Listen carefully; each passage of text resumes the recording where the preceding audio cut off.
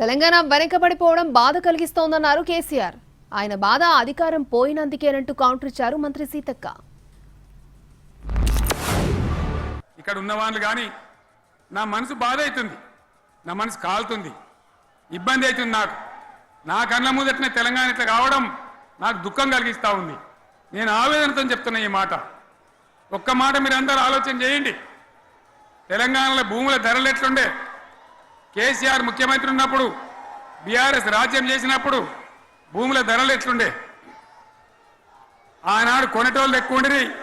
మరి ఎంతసేపు బాధ అనిపిస్తుంది అని బాధపడుతున్నాడు. ఎవరి కోసం బాధపడుతున్నావయ్యా? కేవలం అధికారం పోయిందనేటువంటి బాధ.